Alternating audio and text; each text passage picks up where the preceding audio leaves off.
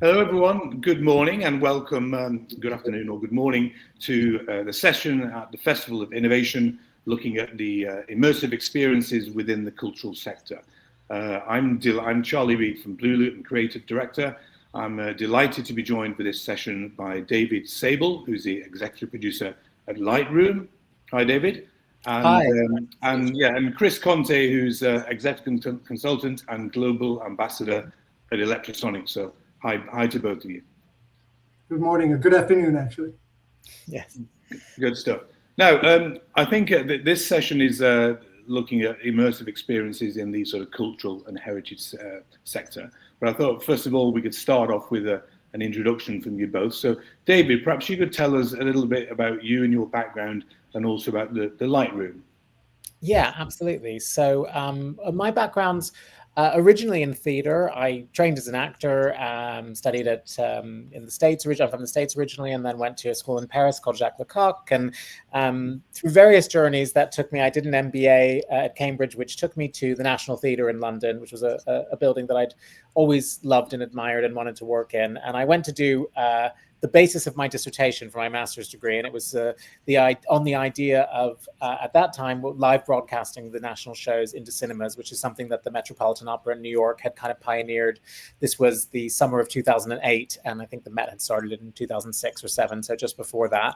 And I ended up staying on. That sort of internship feasibility study led to creating the National's first digital department. This was a time when the arts sector were really just starting to grapple and engage with digital media and technology. And although it wasn't my background, I sort of brought those different aspects and interests together. And we built a broadcast and digital department at the National and grew something called NT Live, which now broadcasts into over 3,000 cinemas around the world, and also did a number of documentaries, feature films, kind of built up the National's content production and digital innovation.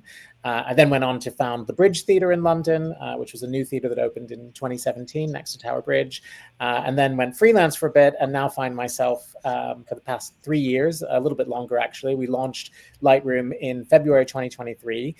So Lightroom was set up initially as a joint venture between two companies, 59 Productions and the London Theatre Company, both of whom I'd worked with, the London Theatre Company behind the Bridge Theatre and 59, who'd been involved in lots of productions at the National Theatre. So again, coming from kind of a theatrical background, although 59 had worked across all sorts of events and moving into the kind of immersive sector. And we set up Lightroom. It was an incredible opportunity. We had this amazing space, which is in King's Cross in London, just at the back of the Coal Drop Yards, a new build, an amazing space with great height. So we've got 11-meter high walls of projection and a huge cavernous room, 20 by 26 meters, that we fitted out with projection equipment and a fantastic spatial audio system in which to find new ways of telling stories. And the first show we opened with was a collaboration with the artist David Hockney.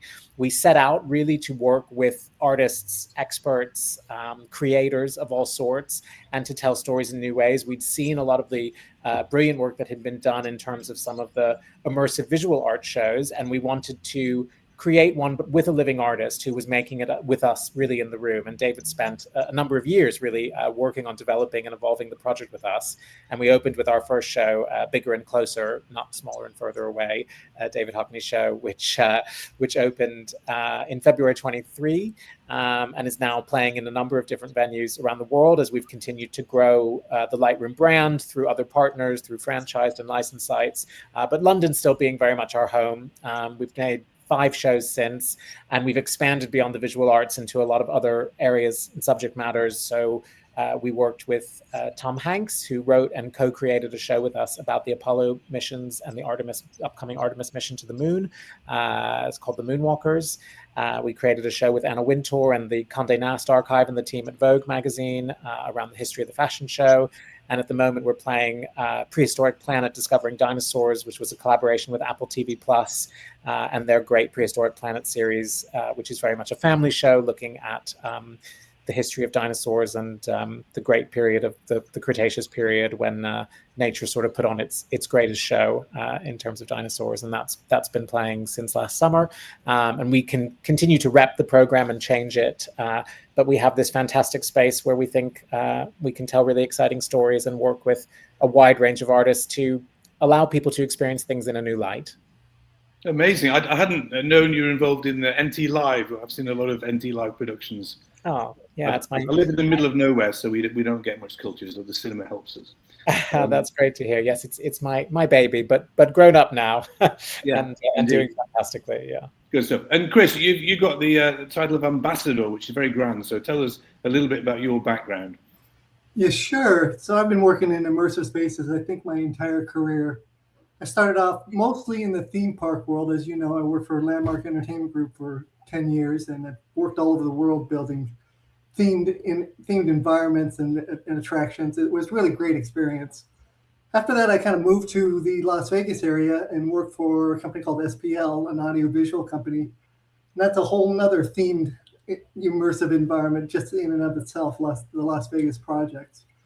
But I didn't really start working in cultural projects or museum projects till I got to Electrosonic. I've been with them for 24 years now. And our good friend Bob Simpson, one of our founders, passed away a few years ago, and I was honored to take on his role as a global ambassador, talking about the company's history and mentoring and things of that nature. So it's been a real honor.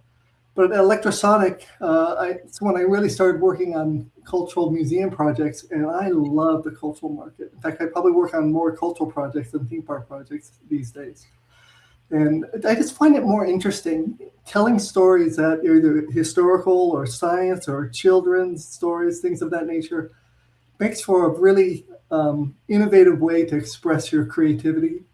And I'm lucky because I get to work with such the creative work, the creative minds, and I get to interpret their vision and set the technical direction to tell that story or deliver story in unique ways. And it's a real honor working with that creative group.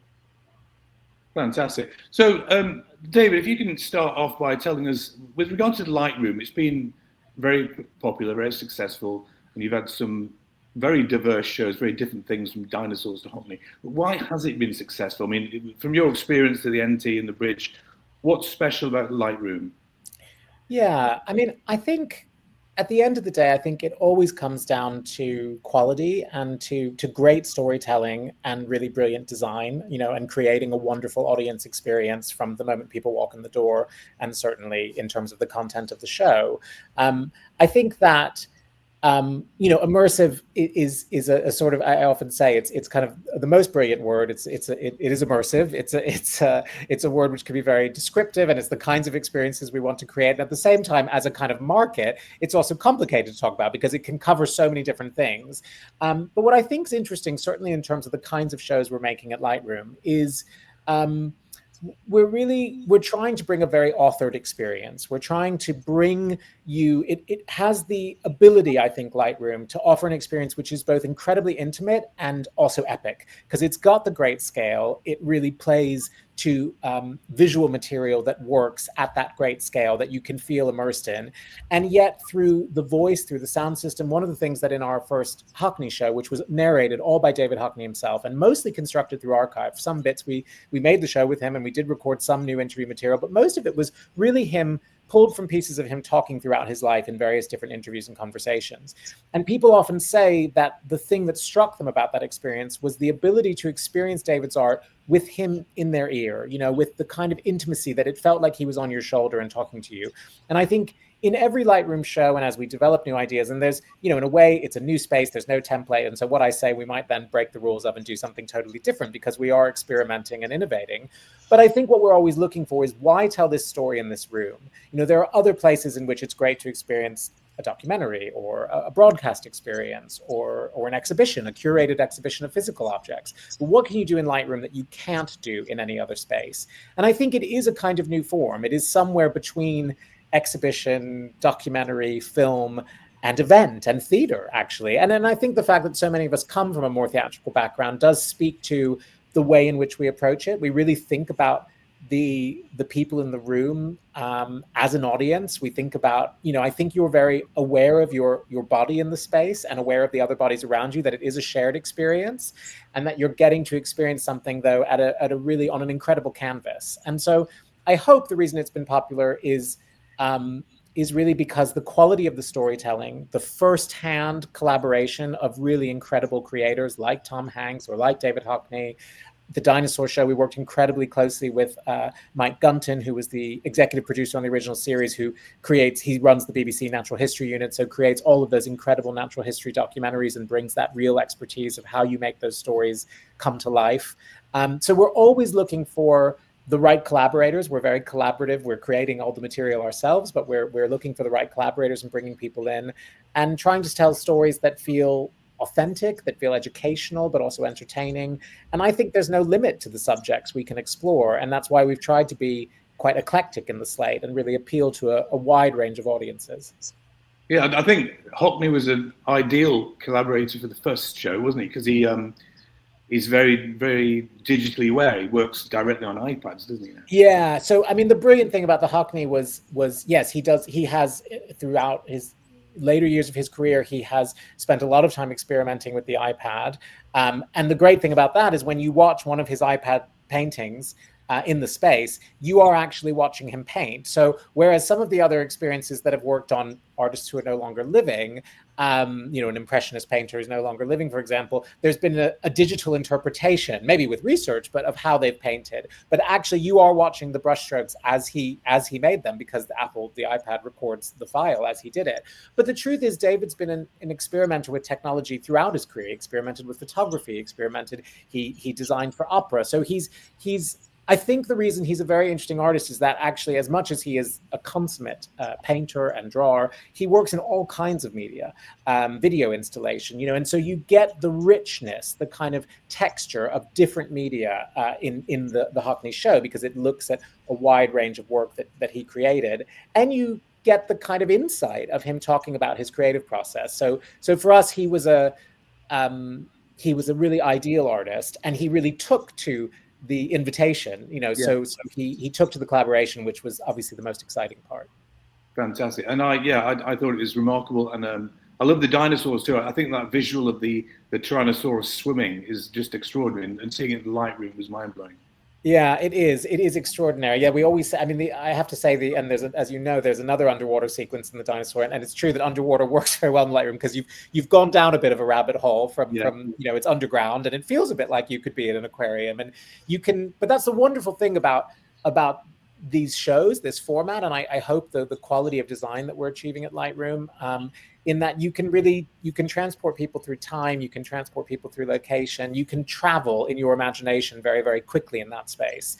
And it is those transitions, that transformative nature. And we were obviously on Prehistoric Planet, we were getting to work with some incredible materials that Apple had created for their 2 series of Prehistoric Planet, but also bringing a lot of new material to it, because what we didn't want to do was just project television on the walls or streaming on the walls, so it was to say, how can we reimagine this series with the assets we have, bring new assets to it, and create a whole new kind of experience that offers a different lens. Cool. And Chris, I thought you've worked on a variety of cultural attractions over the last 2 decades from a cultural perspective, and in a sense, they're all immersive to a degree.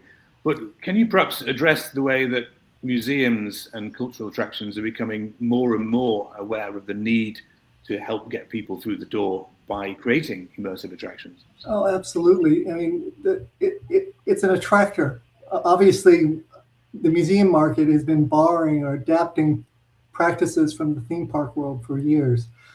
And it's getting away from glass cases and artifacts. Although that's an important part of the education, you got to draw people into something spectacular. And one of the goals in the theme park world for immersion has been to recreate the holodeck.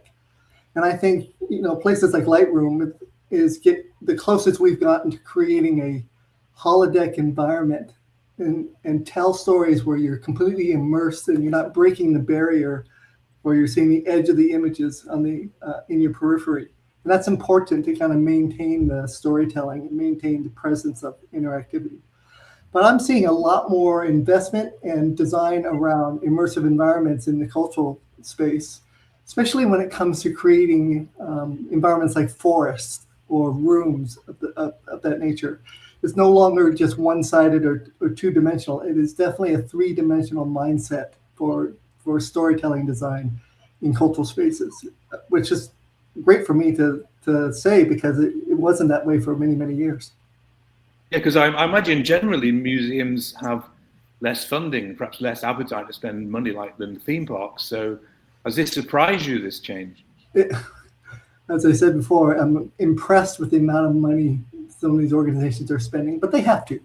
They have to invest in something spectacular because they're competing for visitation.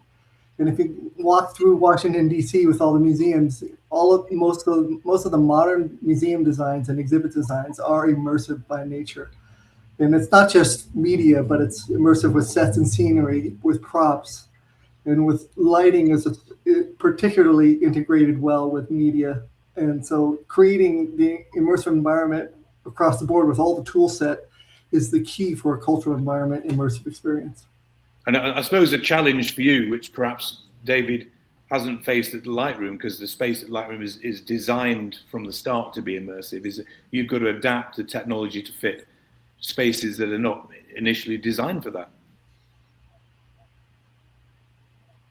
Oh, was that a question for me?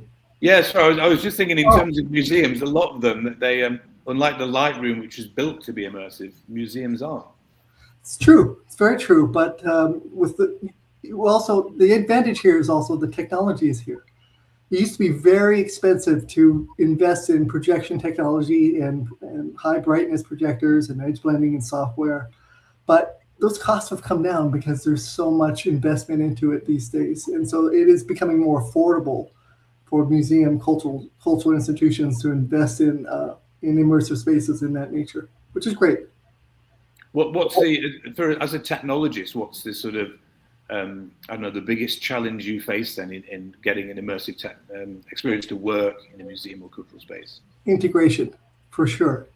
So, because a place like Lightroom or Illuminarium or some of the other projection map spaces, it's pretty straightforward with projection and blending and software and playback.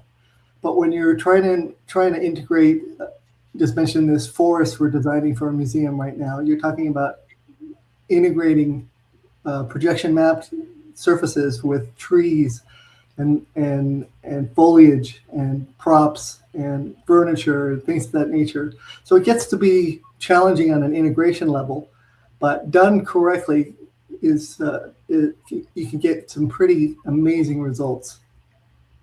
And I presume for both of you the challenge is in hiding the technology. Absolutely. That's the one complaint I get most from designers is, do we really have to see that big box in the ceiling? Yeah. Technology. And David, you must get some of that as well. We do, yeah. I mean, I think luckily in our setup, it's the ceiling kind of just disappears into a bit of truss and tech, and in a way, I actually love that. I mean, there are obviously experiences out there which use LED. I quite like. I mean, there are advantages to it. We did it partly because the cost differential of the investment in the initial infrastructure is different. But I actually love the sort of old-fashioned beam of light. I like the idea that there's a kind of textural quality to projection that and kind of a different quality to the brightness you get from LED, which of course can be fabulous. But we also spend our lives, on screen and looking at screens, and so there's something a little more painterly in a way with what we do in Lightroom. Obviously, it's digital projection, but in terms of the quality of light and the quality of projection, and but yes, I mean there is always challenges, and as you were talking about the adaptation of spaces, I mean one of the things we're finding is we have a number of Lightrooms that we're working with partners to create around the world. We've got one in Seoul, one will be opening soon in Singapore, so we've got some exciting new ventures, and a lot of those, wherever possible, where they're new builds, we can create them as much to our spec and like Lightroom. But we're also trying to find partners, and we have a great partnership with the Culturespace network in Paris, in France, and Germany and the Netherlands. So venues like the Atelier de Lumière, who are obviously very early in this kind of projection mapping space. Of shows, and they're in these beautiful kind of historic buildings, which bring a different character to it, but do require quite a lot of adaptations of the shows to reimagine how those, because each space is slightly different. So, we mentioned NT Live earlier, not to talk about that, but in my experience, the great thing about NT Live was once the technology was sorted, once you figured out the right way to film the show, you could scale up so quickly through cinemas. I mean, it was satellite, it was digital projection, it kind of was, the infrastructure was more or less there, and certainly had to grow in some cases, but it was very standardized. Whereas actually in our spaces and museum spaces, every space throws up new challenges, which is part of the fun, but of course part of the difficulty as well. Well, I think, visitors are pretty forgiving when it comes to seeing technology. And also, I think projecting on three-dimensional surfaces and floors is an advantage as well, because it creates a much more theatrical environment. And I think that's the key, is to move towards the theater presentation goals in the cultural spaces, to make it more of a performance rather than just an immersive space. I think in general, I absolutely agree with that. And I think in general, audiences, they also love, people are also interested in the tech, actually. They're kind of interested in how things work often. So to some degree, you want to make a virtue of it. Absolutely. What do you both see? I think we've all seen there's been a boom in immersive experiences over the last 4 or 5 years. But a lot of them fail for various reasons. What do you see as the USP from a business point of view about getting them to work? Content, purpose, meaningful. I mean, you can't just install technology in a space and expect people to enjoy it longer than 15 minutes. And I think content is king. David, you touched on that in your opening, that it's really about the content and presentation that's going to draw people in over and over again. So content presentation is absolutely key, in my opinion, to a successful immersive space, for sure.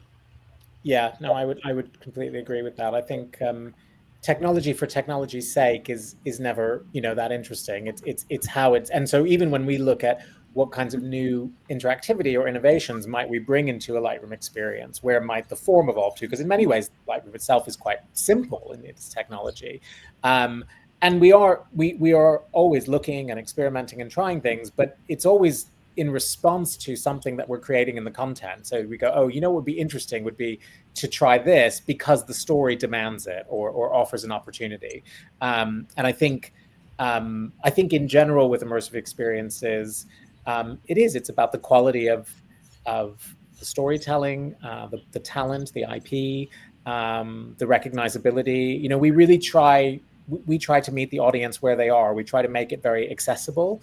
I think that's partly why these experiences have been popular, and certainly at Lightroom, we really see a very intergenerational audience. Of course, it can vary show to show, but even on a show like Hockney, which isn't in kind of its outset a family show, but it did attract a lot of families because in some ways it's more accessible and more democratic maybe than you might get in some museum environments, certainly for younger audience members. And so I think there's a flexibility there, and yeah. I want to add 2 things to that because I think it's important. It's funny, I spend a lot of time talking to clients out of technology because they'll walk through a space and they'll want one, they'll love it, and then they're trying to shoehorn their storytelling to fit this technology in, and it's completely the wrong approach. So, shadow puppets may be the right medium to tell the story, and I think that's important. But we're alluding to mostly visual technology right now, but one element I think is so important in the immersive environment is audio, and especially audio that allows you to place oral objects in space.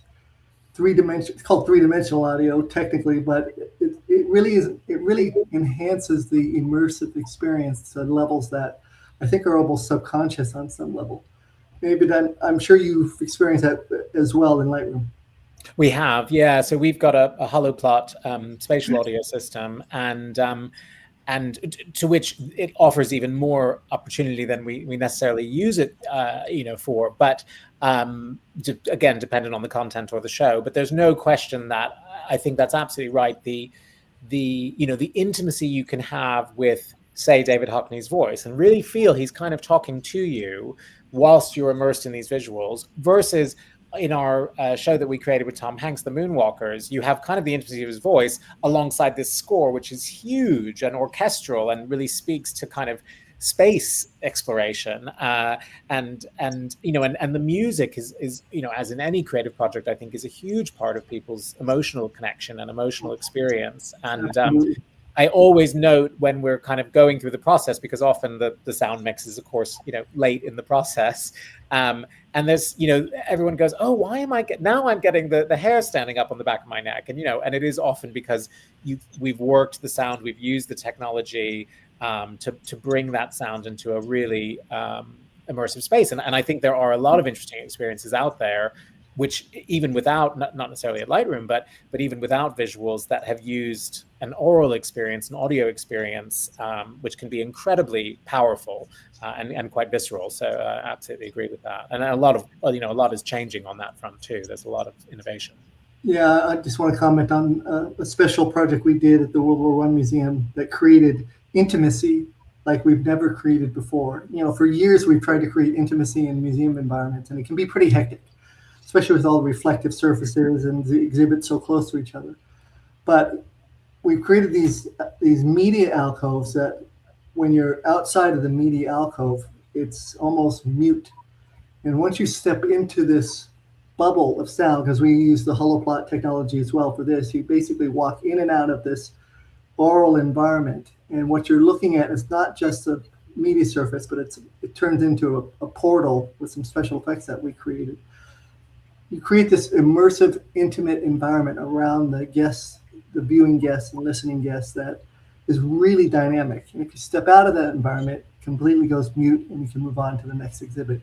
So there's some great tricks of the trade today and technologies that really allow you to create immersive on large scale, like Lightroom, but also on an intimate, smaller scale, which I think is really dynamic for cultural spaces. Wow. Well, what do you both see as trends? What do you think? How do you think the immersive experience is going to develop? Perhaps from you, Chris, first. Are there any new technologies on the horizon that you think will impact? Yeah, I hate to use it, but AI. Okay. It's obviously people are using AI for tools and production tools and efficiency, but AI is also, we're experimenting with creating storytelling with AI. And for instance, we're working on the Theodore Roosevelt Presidential Library. Yeah. And there's an opportunity to speak to Theodore Roosevelt and to have a conversation with him using AI. And it's going to be a really interesting, dynamic cabinet room experience. But AI is definitely the trend where the media producers are trying to figure out, how do we use this in effective storytelling ways? And David, I'm not sure if you're experimenting with that as well, but might be. Yeah, a little bit. I mean, we're certainly using it, as you say. It's something that we use. I mean, it's been brilliant for upresing old film archive, and there's certain kind of very basic tools that it's proving very helpful for, and we're very much exploring what the possibilities are more creatively. I mean, we're still, we remain deeply passionate. We've got amazing individuals, human individuals who work as artists that we want to support and continue to believe will bring perspective and authenticity and a kind of individuality to it, but absolutely don't see the two things as mutually exclusive. I think one will continue to feed off another, and we're in a moment of great change in which we'll see. It's really hard to know. So I think we always try to remain open and at the same time believe in kind of the power of human storytelling, of human connection, and those things that we're looking at. And I think, in terms of trend, look, I think more and more, I think we're already seeing more and more brands, big artists, everyone kind of going, oh, what's the immersive aspect of this? And even more traditional media going, oh, what's the immersive version of this? I think we'll see more of that. And I think that means you'll see some things that are really successful and innovative, and other things that feel like they're trying to copy a formula. And I guess the key always for me with innovation is, it's to be led by, what do the audience want? What's the most interesting story we can tell? I think we're always, we're looking for that authored perspective, I suppose, certainly in the projects I do, and to bring the right collaborators around the table. I think we're going to see more and more spaces opening up. I mean, it has been a little bit more limited. And I think now people are starting to recognize that these kinds of immersive experiences are going to be at the heart of museums and established institutions, but also shopping malls, new buildings, placemaking. So I think that whole notion of kind of that this is part of our social and entertainment and sort of societal landscape going forward, we're going to see more and more, and it's going to become, I think those kinds of shared experiences become even more critical in a world where we could become more isolated and more use of technology and even less of more use of AI, but actually those kind of moments of shared experience in a room will have hopefully even a higher value on them. And out of interest, David, with regard to, I know you talked about further Lightrooms that you're planning in different spaces around the globe. Have you learned anything from when you opened Lightroom in King's Cross that will be applied to the new Lightrooms? Will there be any different, or will it be exactly the same? Yeah, no, there are. I mean, there are definitely things. I mean, the space we have in Lightroom was originally going to be a theater, so it wasn't actually designed to be. I mean, it was sort of designed to be Lightroom, but the way in which, if you were working with a completely blank slate, you would probably do the entrances and some of the architecture of it in a different way. So we did have to adapt and work around certain things. So if we're starting with a completely blank canvas, where we have in some cases, we've been able to make our lives a little bit easier in terms of access and tech and things like that. But I think that we certainly learn a lot about the audience experience and what works, but that does vary market to market. So, different shows will perform differently, and we're always trying. We're always trying to find the right partner in another market, another territory, particularly in another country. So if we're working in Seoul, or we're working in Singapore, or we're working in Los Angeles, or we're always trying to find the right partners, holding to what we know we think are the kind of USPs or what the learnings that we've had, but sharing that in a very collaborative way and being open to the fact that, different audiences, different language, different culture will respond differently to things.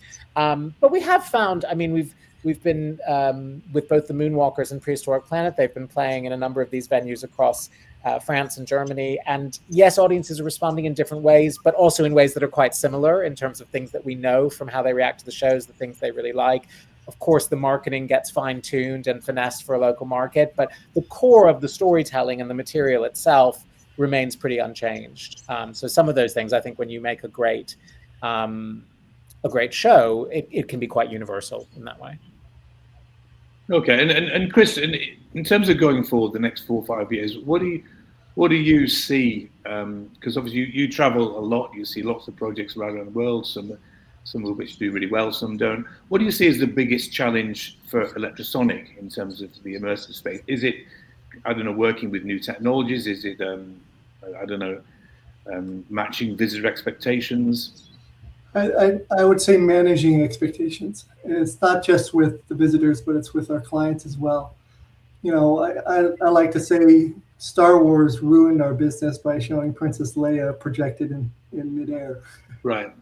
But but people buy into Hollywood has created special effects where people buy into it and think it's real.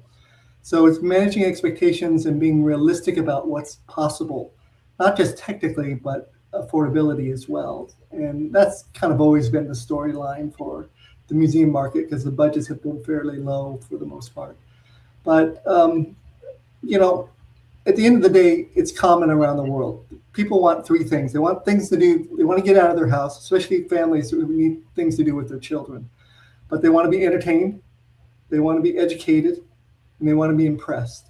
And if you can meet those three elements in cultural museums and cultural exhibits, I think you've achieved that goal. And those are I found just doing museums all over the world, those three elements are common all over the world, no matter where you are. What are your thoughts, David, in terms of the challenge? I know there's new Lightrooms. What do you see as the biggest hurdle for you guys? Yeah, I mean, we've got the challenge, the organizational challenge of that. We're small and we're sort of a startup in lots of ways, but we've got huge ambitions and a really big slate of projects to produce, and more and more distribution, more and more venues opening up and adaptations for those venues. So there's the kind of always running to keep up with the race, but we are growing, and I think we're doing a good job of that, and we're really adding to our team, and I think we have a really dynamic and great set of partners and great set of resources.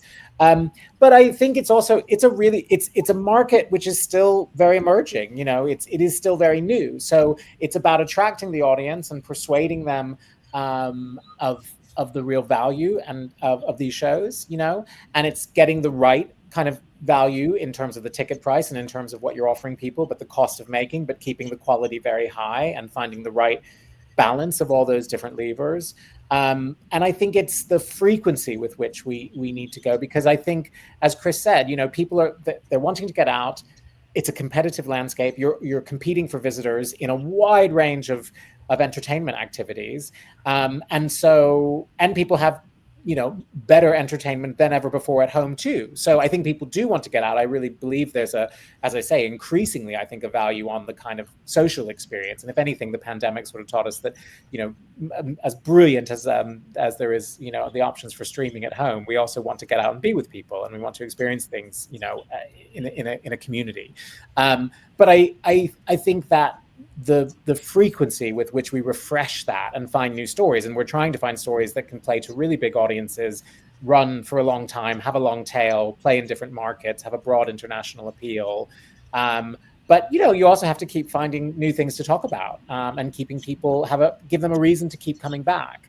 And so the challenges for us are in that sense keeping up with capacity, and I think continuing also, because it is an emerging market, there's a lot of experiences of varying quality.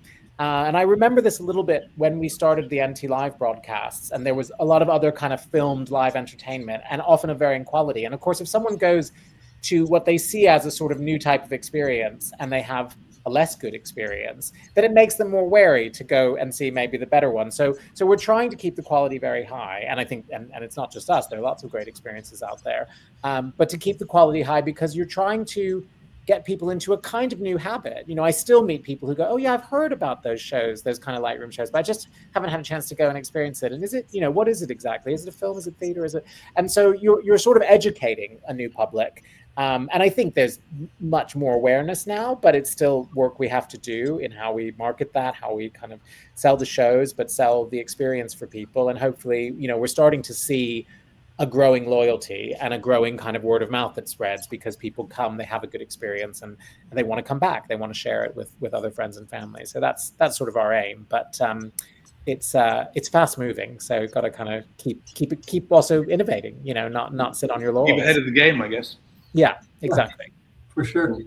Chris, I've got to ask you, with regard to AI as a technologist, are you sort of broadly optimistic, or how do you feel about it? Do you see it as a threat or just a tool? No, I'm very optimistic about it. I think it's going to produce more positive than negative. There's a lot of worry and panic and your typical reaction to high technology, but at the end of the day, it's going to yield results, not just for tools of the trade, but for entertainment and education value that are going to be beyond the harms it may cause or get used in a wrong way. So I'm really positive about AI. Thanks. A good positive note to end on. So David, Chris, thank you both so much for speaking to us today. Really appreciate it. And stay tuned, all of you who've been listening, for we're about to announce the winners of the Immersive Experience Culture category. So thanks again, David and Chris, and speak soon. Thank you. Take care.